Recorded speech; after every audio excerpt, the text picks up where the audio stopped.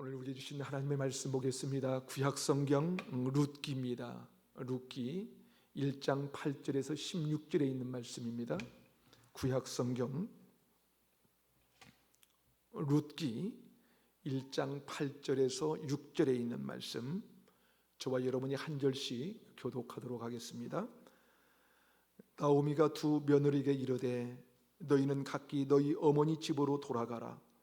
너희가 죽은 자들과 나를 선대한 것 같이 여호와께서 너희를 선대하시기를 원하며 여호와께서 너희에게 허락하사 각기 남편의 집에서 이루를 받게 하시기를 원하노라 하고 그들에게 입맞춤에 그들이 소리를 높여 울며 나오미에게 이르되 아니니이다.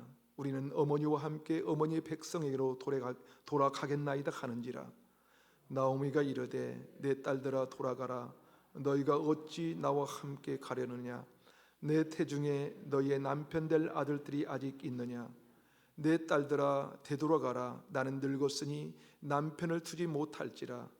가령 내가 소망이 있다고 말한다든지 오늘 밤에 남편을 두어 아들들을 낳는다 하더라도 너희가 어찌 그들이 자라기를 기다리겠으며 어찌 남편 없이 지나겠다고 결심하겠느냐? 내 딸들아 그렇지 아니하니라. 여호와의 손이 나를 치셨으므로 나는 너희로 말미암아 더욱 마음이 아프도다 하매 그들이 소리를 높여 다시 울더니 오르바는 그의 시어머니에게 입맞추되 룻은 그를 붙쫓았더라. 나오미가 또 이르되 보라 내 동서는 그의 백성과 그의 신들에게도 돌아가나니 너도 너의 동서를 따라 돌아가라 하니 함께 했겠습니다. 룻이 이르되 내게 어머니를 떠나며 어머니를 따르지 말고 돌아가라 강건하지 마옵소서. 어머니께서 가시는 곳에 나도 가고 어머니께서 머문 곳에서 나도 머물겠나이다. 어머니의 백성이 나의 백성이 되고 어머니의 하나님이 나의 하나님이 되시리니 아멘. 삶에는 원칙이 있습니다. 그 원칙을 따라가면 삶은 순조롭고 원칙을 어기기 시작하면 삶은 복잡해집니다. 이 원칙을 가르쳐 삶의 원리라고도 하고요, 삶을 살아가는 공식이라고 말하기도 합니다. 여러분, 예전에 학교 다닐 때 수학 시간에 공식을 외우느라고 고생 좀 하지 않으셨나요? 그런데 힘들어도 그 공식을 외우기만 하면 어떻습니까? 어떤 문제라도 거기에 맞는 공식을 대입하기만 하면 문제를 풀 수 있게 되는 것입니다. 그것이 바로 공식입니다. 수많은 문제들이 있음에도 불구하고 문제들마다 필요한 공식을 대입하기만 하면 문제는 해결된다는 것이죠. 삶에도 마찬가지입니다. 삶의 문제를 풀 수 있는 공식이 있다면 그 공식에 대입하기만 하면 수많은 삶의 문제들을 해결할 수 있지 않을까요?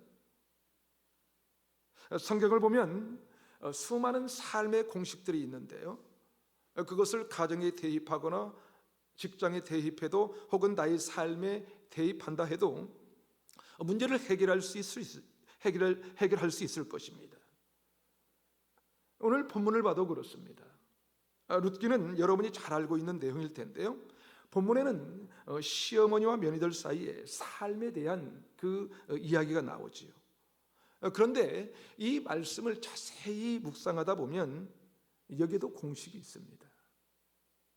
다시 말해서 가정을 견고하게 지킬 수 있는 삶의 공식을 발견하게 된다는 것입니다. 룻기는 유대 땅에 흉년이 들어 베들레헴에 살던 엘리멜렉과 나호미가 두 아들을 데리고 모압 지방에 가서 살게 되었다는 이야기로 시작이 됩니다. 그런데 나호미의 남편 엘리멜렉이 거기에서 죽게 되죠. 그리고 두 아들 말론과 기럯이 모압 여자 중에서 아내를 맞이하게 됩니다. 그 여인의 이름이 오르바와 룻이었어요. 그렇게 10년쯤 살다가 갑자기 두 아들이 다 죽고 시어머니 나호미와 이방여인 며느리 둘만 남겨지게 된 거죠. 나오미의 가정에 살 길이 막막해지고 어려움이 생긴 것입니다. 우리도 한번 생각해 볼까요? 여러분의 가정에 어려움이 있다면 그것은 무엇입니까? 여러분 가정에 풀기 어려운 난제가 있다면 그것은 무엇입니까? 아니, 이 시대의 가정들이 왜 이렇게 아무런 대책도 없이 금방 허물어지는 모래성과 같은 것일까요? 가정의 문제를 잘 풀 수 있고 가정을 잘 이끌어갈 수 있는 이 중요한 원칙, 가정을 견고하게 지킬 수 있는 공식이 있다면 그것은 무엇일까요? 오늘 본문에서 중요한 공식을 발견하게 되는데요. 자, 먼저 룻기 1장 8절과 9절을 함께 읽어보겠습니다. 1장 8절과 9절 시작. 나호미가 두 며느리에게 이르되 너희는 각기 너희 어머니의 집으로 돌아가라. 너희가 죽은 자들과 나를 선대한 것 같이 여호와께서 너희를 선대하시기를 원하며 여호와께서 너희에게 허락하사 각기 남편의 집에서 위로를 받게 하시기를 원하노라 하고 그들에게 입맞춤에 그들이 소리를 높여 울며. 나호미가 이방 땅 모압에서 남편도 죽어버리고 아들 둘까지 다 잃어버리고 난 다음 며느리에게 이야기합니다. 너희들이 그동안 남편에게 잘 해줘서 고맙고 나에게도 잘해줘서 참 고맙다. 그러나 이제 너희 남편들이 다 죽었으니까 너희 고향으로 되돌아가서 살아야 하지 않겠니? 너희 어머니 집이 있는 고향으로 돌아가도록 하라고 한 거예요. 그런데 여러분, 여기에 어떤 중요한 원칙이 있는 것일까요?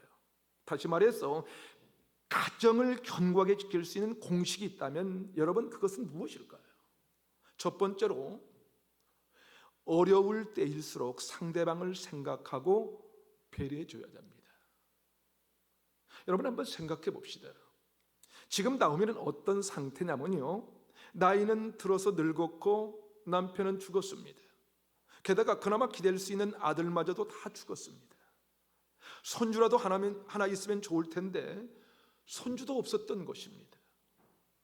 당시 고대 사회에 가부라는 것은 가장 곰핍한 사람, 가장 가난한 사람, 가장 보살핌을 받을 수 있는 상황에 있는 사람을 대표하는 것이었어요. 게다가 나오미는 나이도 많은 가부입니다. 나이가 많이 들었어요. 오늘 본문에 있는 대로 다시 남편을 만날 가능성이 없는 여자였다는 거예요. 그래서 어쩌면 기댈 곳이라고는 남아있는 이방인 며느리들 뿐이었었어요. 그러나 그 며느리에게 자신의 삶을 보살펴 달라고 하는 것이 아니라 오히려 자신의 삶의 가장 밑바닥의 상황에서도 나오미는 며느리들의 미래를 축복하는 것입니다. 그동안 나에게 잘해줘서 참 고맙다. 너무너무 고맙다. 이제는 너희 고향으로 돌아가서 새로운 남편을 맞이해서 너희들에게 복이 있기를 바란다는 거예요. 여러분 어떻습니까? 여러분이라면 그렇게 하실 수 있습니까? 사실 참 어려운 이야기 아닙니까? 우리도 한번 생각해 봅시다. 우리 가정이 흔들리고 어려운 이유는 무엇입니까? 그것은 상황이 좋지 않을 때 자기만 생각하는 거예요. 나만 생각하는 거예요. 상대방을 배려해 줄 것을 전혀 생각 안 한다는 것이지요. 대부분 어려울수록 상대방을 더 비난하지요. 당신 때문이야. 그때 당신이 그렇게 해야 했는데 그렇지 하지 않아서 이렇게 됐잖아. 당신이 문제야. 당신이 문제야. 라고 말하면서 자꾸 남 탓이라고 말하는 것입니다. 어려울수록 상대방을 배려해서 가정을 지켜야 되는데 어려울수록 우리는 상대방을 비난하면서 가정을 무너뜨리게 됩니다. 여러분, IQ보다 중요한 것이 EQ라고 하는 거 들어보셨죠? 많이 들어보셨을 거예요. 지능지수보다 감정지수가 중요하다는 것입니다. 감정지수. 그런데 감정지수의 가장 중요한 것은 바로 공감하는 능력입니다. 공감하는 능력. 그러니까 감성적이다라고 하는 것은 공감하는 능력이 크다는 거예요. 그렇게 공감이라는 것은 굉장히 중요하다는 것입니다.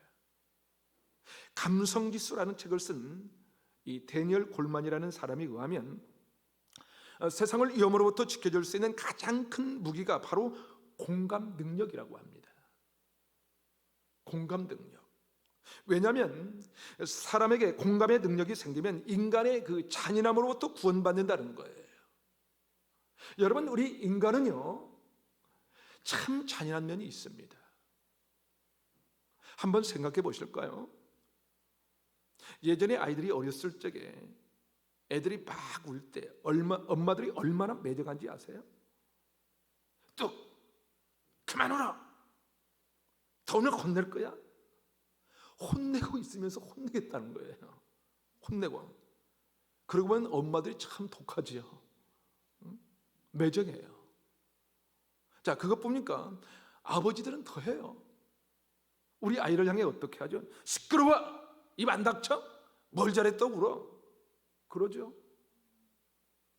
여러분, 여자의 가장 큰 무기가 뭔지 아세요? 눈물이에요. 눈물. 그런데 아내가 너무 가슴이 아파서 우는데 참나 쓸데없는 일에 눈물 흘리고 있네. 천하게 울긴 왜 울어? 그런 게 남자들 아닙니까? 그게 남자들이에요. 공감 능력은 고사하고 얼마나 잔인합니까? 얼마나. 인간의 잔인함은 요즘 뉴스를 보면서 정말 실감하고 있지 않습니까? 요즘 뉴스는 정말 가슴이 미어지고 섬찟할 때가 너무너무 많습니다. 어린 아기 정인이 사건 이후에도 연이어 들려오는 아동학대 사건들, 한강변에서 죽은 대학생 손정민 사건은 정말 너무도 당황스럽고 가슴을 저미게 하는 아픈 사건 아닙니까? 술에 취해 강가에서 잠든 친구를 방치하고 어떻게 혼자서 집에 돌아갈 수 있는 것인지, 요즘에는 길 가다가 일면식도 없는 사람에게 해코지를 당하기도 하고요. 어제는 분당 구미동에서 택시 기사에게 승객이 순기를 휘둘러서 60대 운전사가 사망하는 사고가 보도된 것을 보았습니다. 인간이 생각보다 참 독하고 잔인한 생각이 들지 않습니까? 물론 그들이 정말 정상적인 가정이라 일반적인 사람들은 아닌 것이죠. 그런데 세상의 이 잔인함부터 건짐을 받을 수 있는 힘이 바로 공감하는 능력이라는 거예요. 공감하는 능력. 공감하는 능력이 세상의 위험으로부터 우리를 건져낼 수 있다는 것입니다. 우리도 그럴 때가 있지 않습니까? 지금 내가 너무 안 좋은 상태예요. 참 안 좋아요. 내 몸과 마음도 곤고한 상태인데 그럼에도 불구하고 상대방의 아픔을 헤아릴 줄 아는 사람, 눈물을 보이는 아내를 보면서 그래, 어쩌면 당신 나 때문에 더 마음이 아플 거야 라고 말할 수 있다면 그 남편은 정말 공감하는 능력이 있는 것입니다. 여러분, 원숭이를 실험했다고 합니다. 원숭이는 인간을 가장 많이 닮았다고 하죠. 그렇죠? 자, 유인원 중에 가장 기능이 높다고 하는 이 원숭이를 실험했답니다. 어떤 실험이냐면요, 원숭이가 그 우리 안에 모여 있습니다. 우리 안에 모여 있는 거예요. 그런데 한 원숭이가 이 배가 고파서 음식을 먹으려고 손을 대는 순간 그때 그 주변에 있는 그 원숭이들에게 전기 충격을 가하는 거예요. 전기 충격. 그러면 원숭이 비명을 지르지 않겠어요? 막 난리가 나겠지요. 그러면 너무 배가 고파서 음식을 먹으려던 원숭이가 옆에서 막 소리를 지르니까 어쩔 줄 몰라 한다는 거예요. 그렇지만 배가 고프니까 또다시 음식에 손을 대는 순간 다른 원숭이들에게 전기 충격을 해서 막 비명 소리가 나는 거예요. 막 이리 뜨고 저리 뜨는 거예요. 몇 번을 그렇게 했더니 원숭이가 배가 고픔에도 불구하고 음식에 손을 안 댄다는 거예요. 내가 지금 너무 배가 고픈데, 내가 너무 죽겠는데 음식을 먹으려고 손을 대기만 하면 이 동료들이 고통을 겪는다는 사실을 알고는 음식에 손을 안 댄다는 거예요. 그렇게 실험을 계속했습니다. 그랬더니 12일 동안 원숭이가 먹지를 못하더랍니다. 도저히 실험을 할 수가 없어서 12일째 실험을 멈췄다고 합니다. 내가 지금 너무 배가 고파서 죽을 것 같아요. 그래서 지금 안 먹으면 견딜 수 없을 것 같아요. 그럼에도 불구하고 먹으려고 하면 내 동료가 비명을 지르는 것을 보면서 12일 동안 안 먹더라는 것이죠. 실험을 더 계속했다면 굶어 죽었을 것입니다. 여러분, 이 공감하는 능력이 그것 아닙니까? 공감하는 능력. 내가 지금 가장 급한데, 내가 더 가슴이 아프기는 하지만, 내가 더 고통스럽기는 하지만, 내가 먹고 싶은 마음이 불같이 일어나지만, 그러나 고통받고 있는 상대방을 생각해 주는 거예요. 그것이 아름다운 가정을 견고하게 지키는 힘인 것입니다. 여러분, 나오미는 더 이상 기댈 것이 없었습니다. 기댈 것이 없어요. 지금 다시 결혼할 가능성도 없고요, 다른 사람을 만나서 자신의 여생을 맡길 수 있는 가능성이 전혀 없었어요. 그리고 죽은 자식이 일어나 자신을 보살펴줄 가능성도 전혀 없었어요. 그럼에도 불구하고 젊은 며느리들을 향하여 내가 아무것도 줄 수 없으니 너희들 고향으로 되돌아가라. 그래도 거기에는 너희 부모 형제가 있으니까 그들의 도움을 받을 수 있지 않겠는가 하면서 고향으로 돌아갈 것을 권면하고 있는 것입니다. 여러분, 이 좋은 가정은요, 내가 어렵지만 상대방을 한 번 더 생각하고 배려해 주는 거예요. 배려해 주는 것. 내가 힘들지만 남편이든 아내이든 자녀이든지 그들을 먼저 생각하고 배려할 수 있다면 그 가정은 아름다운 가정으로 견고하게 지켜질 것입니다. 저와 여러분이 바로 그런 공감 능력을 가진 사람이 되어서 배려하고 이해하며 우리 가정을 아름답고 견고하게 지키는 은혜가 있기를 주님의 이름으로 축복합니다. 그런데 이 나오미의 며느리들이 이 말을 듣자 이 룻이라는 며느리가 시어머니 나오미에게 뭐라고 대답합니까? 룻의 대답을 통해서 가정을 견고하게 지키는 원칙을 발견하게 됩니다. 다시 말해서 가정을 견고하게 지키는 이 두 번째 공식은 무엇일까요? 오늘 본문 16절을 다시 한번 읽어보도록 하겠습니다. 시작. 룻이 이르되 내게 어머니를 떠나며 어머니를 따르지 말고 돌아가라 강건하지 마옵소서. 어머니께서 가시는 곳에 나도 가고 어머니께서 머무시는 곳에 나도 머물겠나이다. 자, 시어머니 나오미가 며느리들에게 이제는 너희들 고향으로 돌아가 새로운 삶을 살라는 말을 하자 오르바라고 하는 며느리는 시어머니 나오미에게 눈물로 인사를 하고 고향으로 떠나가 버렸습니다. 그런데 룻은 이렇게 대답을 하는 것입니다. 어머니, 그런 말씀하지 마세요. 어머니 가시는 곳에 나도 가고 어머니 머무신 곳에서 나도 머물겠습니다. 무슨 얘기입니까? 다시 말해서 가정을 견고하게 지키는 이 두 번째 이 공식이 무엇이냐면요, 그것은 어려운 순간에도 절대 포기하지 않는 것입니다. 그렇습니다. 어떤 어려운 일이 있을 때도 절대로 포기하지 않을 때 가정이 파탄하지 않고 견고하게 지켜질 수 있는 것입니다. 그런데 요즘 어떻습니까? 너무 쉽게 포기하는 시대가 되어버렸습니다. 그렇게 어려운 일도 아닌데 조금만 힘겨운 상황이 생기면 주저없이 말들을 하지요. 그래, 헤어지자. 이참에 헤어지자. 우리 원래 안 맞았는데 억지로 결혼한 거잖아. 그러니 이제 더 이상 참지 말고 끝장내자 라고 하는 것입니다. 여러분, 살아가면서 풍랑을 만나지 않는 가정이 어디 있겠습니까? 힘겨운 시기가 없는 가정이 어디 있겠어요? 그때 포기하지 않겠다는 사람이 있어야 합니다. 포기할 수밖에 없다고 말할 때 아니라고 말할 수 있는 사람이 있어야 한다는 것이죠. 나오미가 다 포기하려고 했을 때 룻이 뭐라고 합니까? 아닙니다, 어머니가 가시는 곳에 나도 가고 어머니 머무르신 곳에 나도 머물겠습니다 라고 말하며 포기하지 않는 룻이 있었습니다. 가정에 그런 사람이 필요하다는 거예요. 부모님들이 자식들을 다 길러보았지만 어디 뜻대로만 되던가요? 아니죠. 뜻대로 되지 않아요. 자식을 잘 기르고 싶지만 뜻대로 되지 않을 때가 있습니다. 그래서 때로는 정말 이게 내 자식이 맞나? 내 자식이 맞아? 내 배에서 태어난 자식이 맞나? 생각이 들 때 해도 그 자식을 포기하지 않는 것입니다. 그럴 때 이 가정을 견고하게 지킬 수가 있는 거예요. 여러분, 우리는 하찮은 문제, 그리 중요한 것도 아닌 문제 가지고도 쉽게 끝장내려고 하는 생각을 하거나 말을 내뱉지는 않는지 모르겠습니다.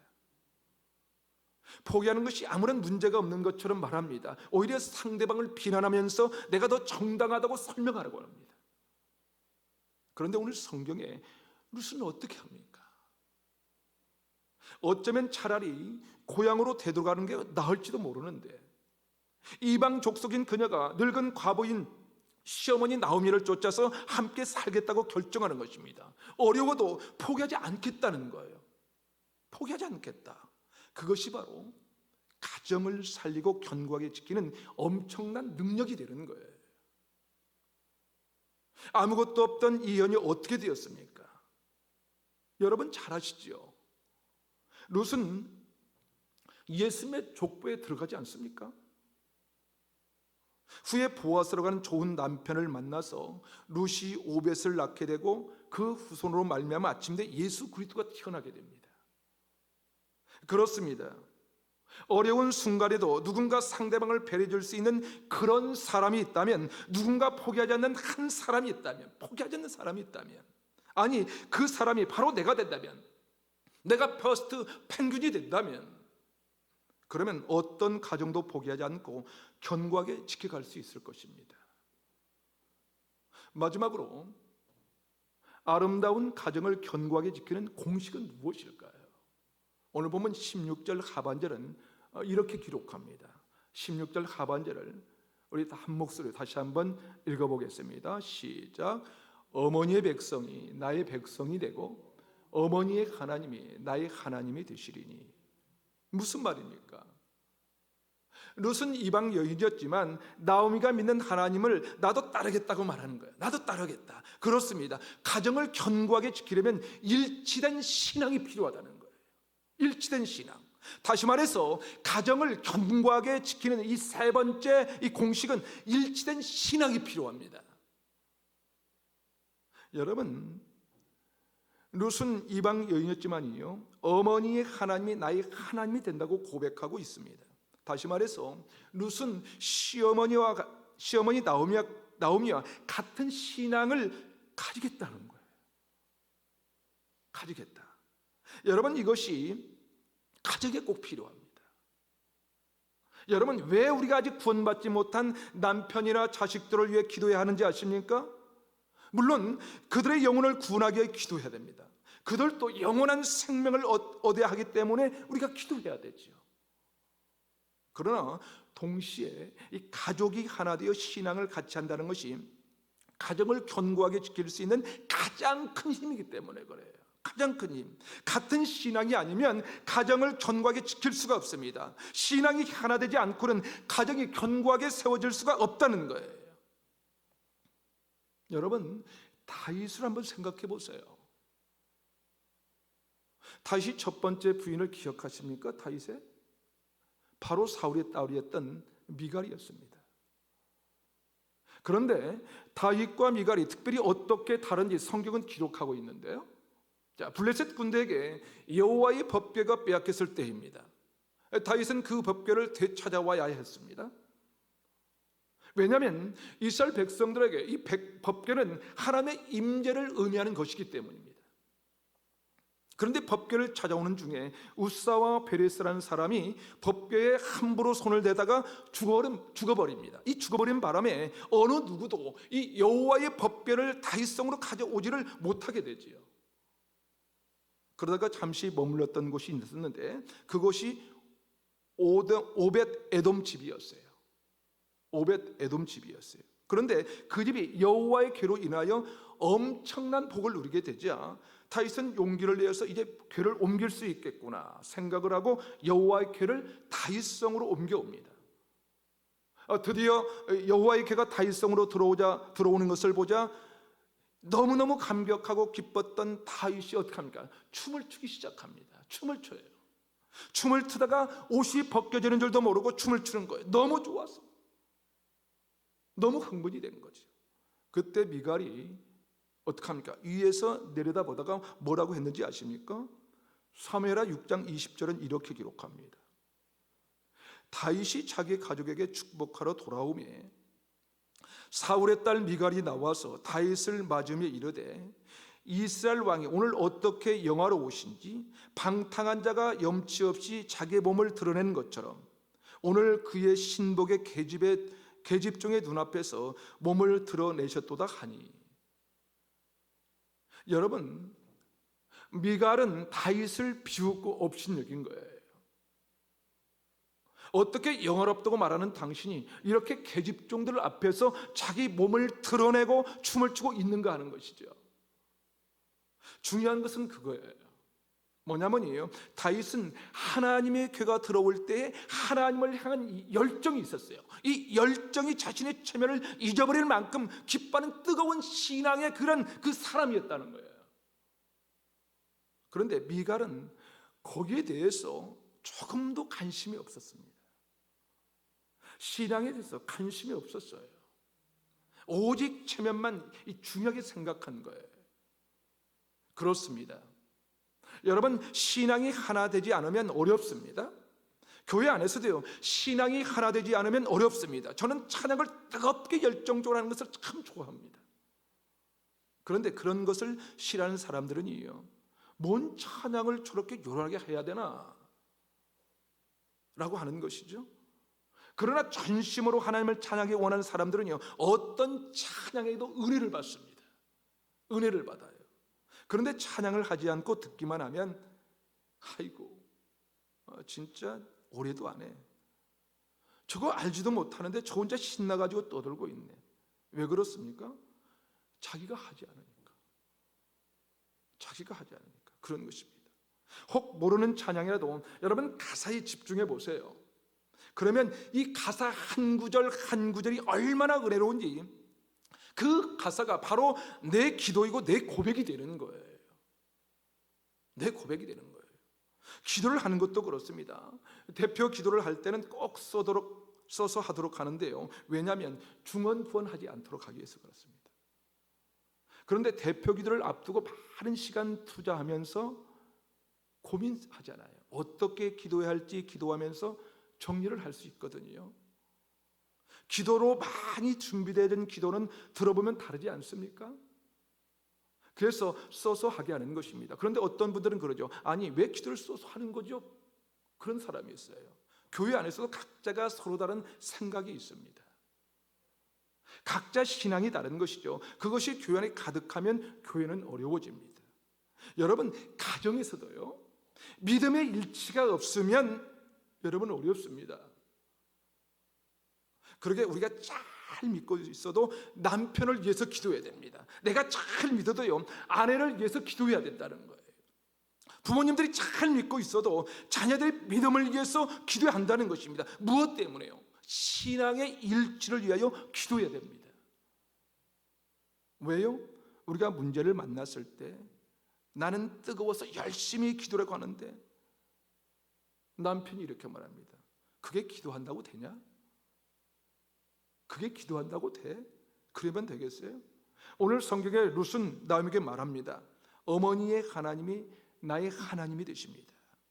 이런 믿음의 고백이 가족 안에 일치해야 한다는 것입니다. 그래야 가정이 흔들리지 않고 견고할 수 있는 것입니다. 한 중학생의 기도문을 본 적이 있는데요, 이런 내용이었습니다. 우리 아빠는 가족에게 잘못한 일도 많고 엄마와 저도 모두 상처를 받았지만, 그런 다음에 이렇게 적었습니다. 그래도 용서해드리고 기도해야 한다고 생각해요. 왜냐하면 우리 아빠이고 우리 가족이잖아요. 자, 여러분 부모가 부족해도요, 자녀가 믿음이 있으면 이렇게 돼요. 믿음이 있으면 아빠가 상처를 줬지만, 남편이 상처를 줬지만, 아내가 나를 무시했지만 그럼에도 불구하고 용서하고 기도해 준다는 거예요. 이렇게 신앙이 이 하나가 되면요, 가정은 흔들리지 않습니다. 가정은 견고하게 지켜지는 것입니다. 그러나 이게 하나가 안 되면 상처 준 아빠를 용서하지 못합니다. 분노에 쌓여 있게 되는 것이죠. 분노에 쌓인 아내가 더 이상 못 참겠다고 상처를 준 당신과는 더 이상 살 수 없다고 말합니다. 여러분, 그러기에 이 하나된 이 신앙은 정말 중요한 거예요. 정말 중요합니다. 요즘 걸핏하면 결혼 생활을 포기하는 가정들이 너무나도 많습니다. 그들이 사랑해서 결혼했는데 헤어지기 싫어서 결혼했는데 왜 그럴까요? 왜 그렇습니까? 더 이상 사랑하지 않았을까요? 아니에요. 인간의 사랑은 그런 거예요. 그러게 가족들의 믿음이 일치하도록 우리는 기도해야 된다는 거예요. 일치하도록. 믿음으로 하나 될 때 가정이 견고하게 지켜질 수 있거든요. 여러분의 사랑만으로 가정이 지켜지지 않습니다. 하나님의 사랑이, 하나님의 도우심이 있어야 되는 거예요. 그러게 하나 된 믿음이 가정마다 필요한 것입니다. 그러게 여러분, 신앙이 하나 되기 위하여 기도하시기 바랍니다. 자녀들의 믿음을 위해서 기도하십시오. 남편의 신앙을 위해서 여러분 기도하십시오. 아내의 믿음을 위해서 여러분 기도해 주시기 바랍니다. 교회도 마찬가지입니다. 이 신앙이 하나가 되어야 합니다. 믿음이 하나로 일치가 될 때 공동체는 어떤 공동체인지 아름답고 견고하게 세워질 것입니다. 그렇게 일치하는 믿음으로 견고하게 세워져가는 아름다운 가정, 믿음으로 하나 되어 견고하게 세워지는 우리 루야 공동체가 되시기를 주님의 이름으로 축원합니다. 함께 기도하시겠습니다.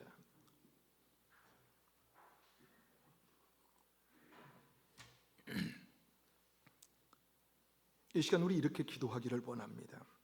하나님 아버지, 우리에게 귀한 가정을 허락하시고 가정 안에서 하나님 아버지의 사랑을 알아가게 하시니 감사합니다. 그러나 우리의 연약함이 그리고 우리의 믿음 없음으로 인하여 때때로 가정에 어려움이 있고 흔들릴 때가 있음을 고백합니다. 주님, 원컨대 우리에게 은혜 주시고 믿음 주셔서 아름다운 가정을 견고하게 지킬 수 있도록 도와주시옵소서. 어려울 때일수록 서로 배려하는 가족들이 되게 하여 주시고 아무리 어려운 순간에도 절대로 포기하지 않는 믿음을 주시옵소서. 무엇보다도 일치된 신앙으로 가정을 견고하게 지킴이 세상을 이기는 가정들이 되도록 도우시고 인도해 주시옵소서. 특별히 우리 루야교회 공동체가 일치된 믿음으로 지역사회를 섬기며 십자가의 사랑과 이 복음의 능력을 나타나게 하옵소서. 우리 간절한 소망을 가지고 우리 합심하여 한번 기도하겠습니다. 함께 기도합니다. 하나님 아버지, 우리에게 귀한 가정을 허락하심을 감사합니다. 하나님 아버지, 가정 안에서 하나님 아버지의 사랑을 알아가게 하시니 감사합니다. 아버지, 우리의 연약함이 그리고 우리의 믿음 없음으로 인하여 때때로 가정에 어려움이 있고 흔들릴 때가 있음을 고백합니다. 주님, 긍휼을 베풀어 주시옵소서. 하나님, 원컨대 우리에게 은혜를 주시옵시고 주님, 믿음을 허락하여 주시옵소서. 아름다운 가정을 견고하게 지킬 수 있도록 도와주시옵소서. 아름다운 가정, 천국의 모형을 이루어갈 수 있는 복된 가정이 될 수 있도록 우리를 지켜주시옵기만을 기도하고 원합니다. 아버지 하나님, 어려울 때일수록 서로 배려하는 가족들이 될 수 있도록 도와주시옵소서. 주님, 도와주시옵소서. 아무리 어려운 순간이 올지라도 절대 포기하지 않는 믿음을 허락하여 주시옵시고 무엇보다도 일치된 신앙으로 가정을 견고하며 세워갈 수 있는 우리의 가정들이 될 수 있도록 도와주시옵소서. 세상을 이기는 가정들이 될 수 있도록 도우시고 주님, 우리를 이끌어 주시옵기만을 기도하고 원합니다.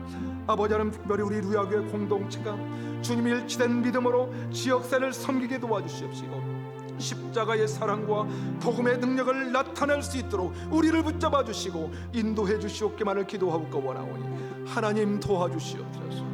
오 주님, 도와주옵소서.